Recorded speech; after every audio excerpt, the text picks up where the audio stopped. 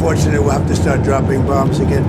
We've had some very good discussions, and hopefully that subject that you like to talk about will be very good. The USA will get all nuclear dust. You know what the nuclear dust is? Iran wants to make a deal, and we're dealing very nicely with them. If there's no deal, fighting resume. Amid the war with Iran, Donald Trump's constant claims, threats, warnings, in fact, the mood swings have stoked confusion across the world. One day the US president claims something, and the other day, his words are completely different. Within a week of the failed Islamabad talks, Trump has shifted his stance several times. Once the talks were over, Trump asked the journalists to stay in Pakistan. He was quite sure of reaching the deal. It was April 15th when he said something could happen in the next 2 days. 2 days passed, and Trump again hinted at having good discussions. We're having a big day. We'll see how it all turns out, but it should be good. We've had some very good discussions, and hopefully that subject that you like to talk about will be very good. And we've done a good job, but we'll see. Talks are going on. It'll go on over the weekend, and a lot of good things are happening. Now the US president has given time till Wednesday, April 22nd. That's when the fragile truce ends. Trump has repeatedly extended the so-called deadlines at his convenience.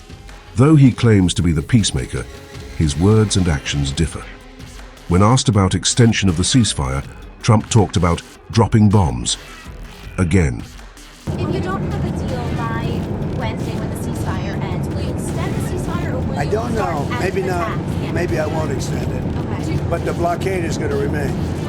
But maybe I won't extend it. So you have a blockade, and unfortunately we'll have to start dropping bombs again. Trump's latest statement has sparked fear across the Middle East as it signals resumption of United States military action. Since February 28th, the region has been witnessing a gory war. Countries across the Middle East have been attacked. So, another round of deadly attacks will mean more instability, further price hikes and unrest.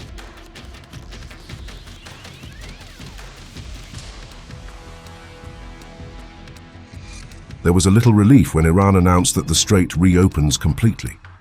However, Trump and team did not remove the naval blockade from the vital chokehold.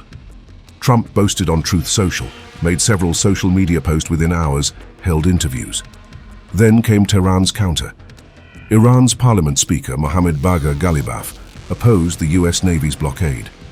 He clarified that with continuation of the blockade, the important strait will not remain open. Ghalibaf also made clear that passage through the Hormuz Strait will be conducted based on designated route and with Iranian authorization. On the other side, Trump has made it clear that the naval blockade will remain. Amid all these, strait is open. Blockade continues claims. There is uncertainty, ambiguity, which is sparking fear amongst the mariners. Until there won't be any security guarantees, the world may not see mariners working in full strength across the Hormuz Strait.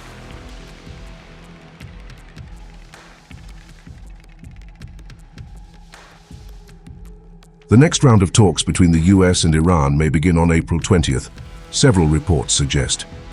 Delegations of both countries will reportedly reach Pakistan soon.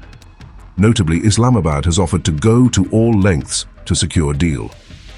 But Asim Munir and Shehbaz Sharif have failed miserably. Trump has also hinted at visiting Pakistan if the peace agreement is finalized with Iran. But will that really happen? Both sides remain divided on key issues: nuclear commitments, sanction relief, maritime security, and more. United States does not want Iran to have a nuclear weapon. Donald Trump has been pressing on it for a long time. A core issue that remains sharply contested is Iran's enriched uranium.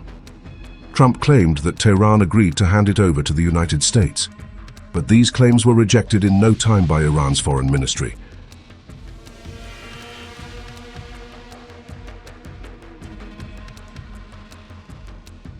Trump's consistent change of thoughts has done nothing but create confusion and spark panic. The oil trade across the globe is disrupted. Markets' volatility is visible.